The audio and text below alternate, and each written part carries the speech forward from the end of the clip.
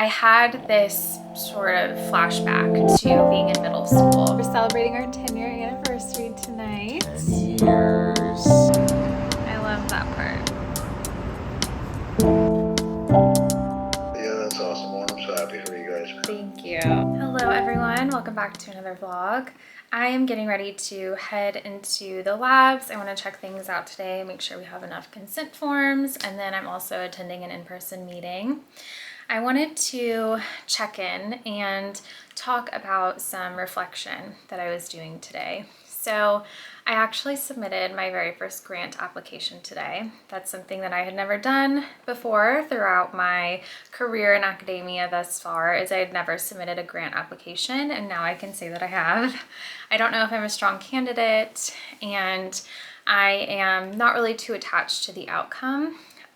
Of course, I would love to receive it. That would be amazing. But I think the exercise in the process of going through it is actually what's the most valuable thing for me at this stage.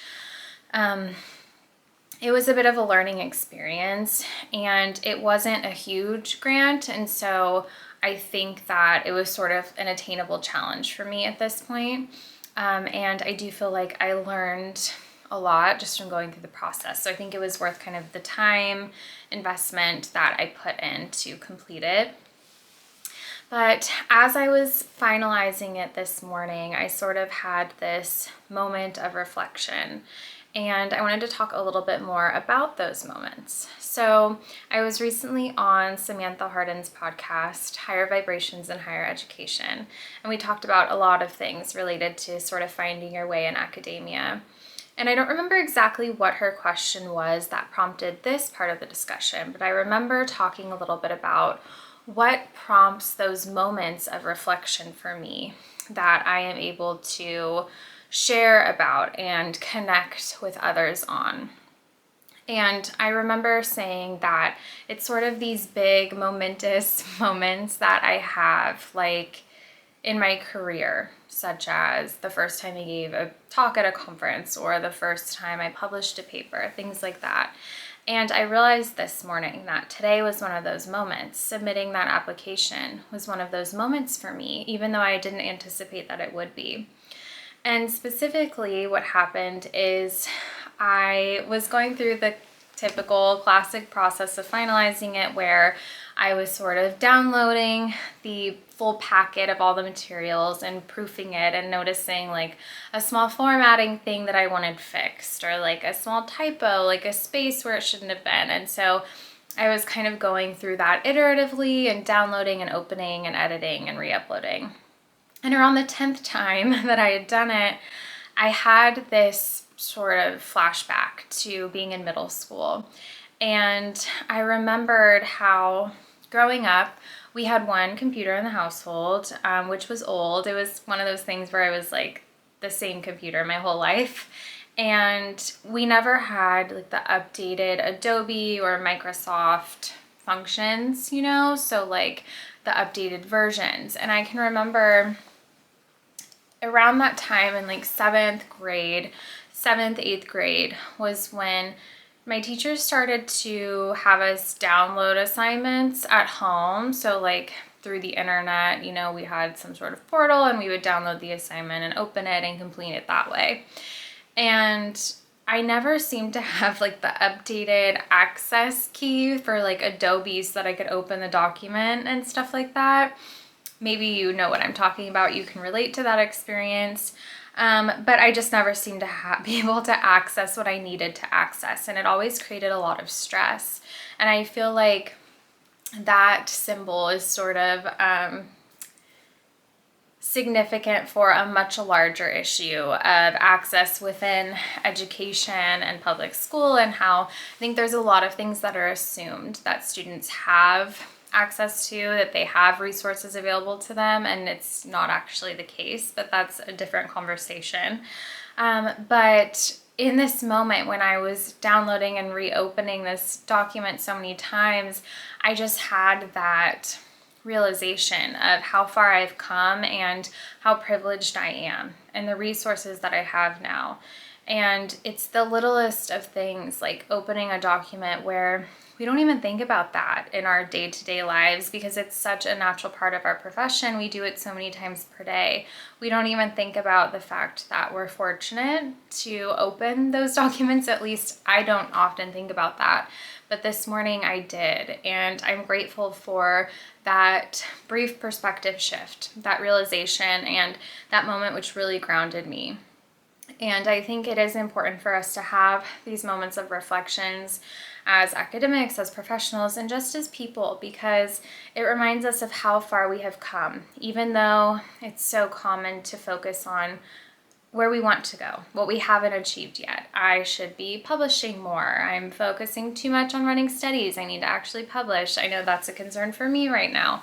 But the list goes on of all the other things that we should be doing. And I think it's just as valuable to pause and reflect on all the things that we have done and kind of take these moments to sit with ourselves about how far we have come. I'd love to know if you have had any similar moments of reflection lately. I am going to pack up my bag and get ready to head out now.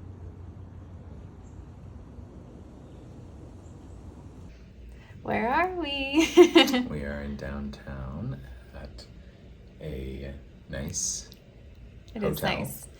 We're celebrating our 10-year anniversary tonight. 10 years. I love the art on the wall. Kind of looks like you, honey. A little bit. I feel like we could recreate that. It's very nice. Let's go look at the balcony.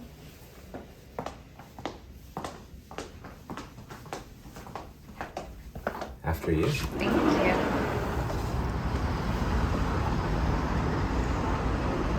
Such a nice view.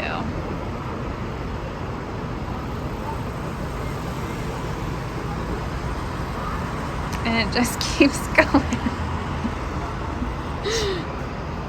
I guess it is a corner room. Yeah. Huh. Got that upgrade.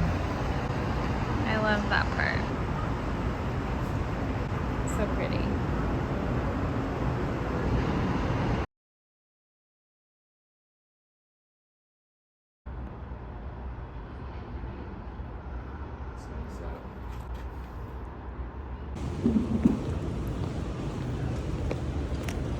Guess what I did last night? We are on our way right now to go get it resized. It's a little bit big for my finger, but we're very happy and very tired. I'm very sleep deprived, Yeah. but we're just soaking it all up. That's awesome. Yeah. Yeah, he called and asked me for your hand in marriage. That's what he said. He told me That after. was pretty valiant. I know. So yeah, and, I really appreciated that. It was super cool. Yeah, it was really, really sweet. Yeah. So yeah, that's awesome. Well, I'm so happy for you guys, man. Thank you. Hello everyone, I hope you're doing well. I don't know what part in the vlog this clip is going to fall in. I don't know if I'm going to share events chronologically or if I'm gonna play with time a little bit.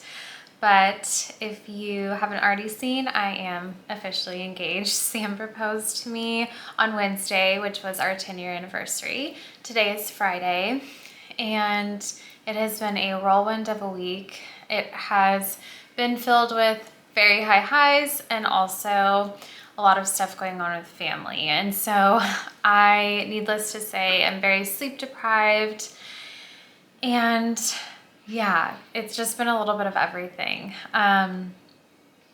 which I think is important to share because, of course, social media makes everything look perfect, and I have so much to be thankful for right now. And at the same time, I'm still going through a lot, but it was really important to Sam and I both that my dad got to see us get engaged, and so I'm so thankful that he was here for that. Today has been very, very busy. I've had stacked meetings. I presented in one of my labs on the poster that I will be presenting at the Psychonomic Society meeting in November. And I had some stuff that I needed to do for social media, and so it's just been very, very busy. It's 3 p.m. now. I just poured myself some iced tea because we are getting a really random heat wave here in Boston. It was so warm for our anniversary, which was lovely because we stayed at a wonderful hotel with a gorgeous balcony and an amazing view of the city, of the North End. And so it was really nice to not be cold and to be able to stand out there together. But at the same time, I was like, what the heck? It had said that it was going to be like lows in the 30s on the predictions the week prior. And then it ended up being in the 60s at night. So that was a shocker. This weekend is supposed to be really warm too. I guess we're getting one final taste of summer. So now I'm just taking a moment to relax. I just got off the phone with my dad and got to hear his opinion, got to hear his take on the ring, which is sweet. And yeah, I'm just going to do a little bit of relaxing, probably edit this vlog so that I can hopefully get it up today. But I've been eager to share this news with you all. Let's see if it'll focus for us.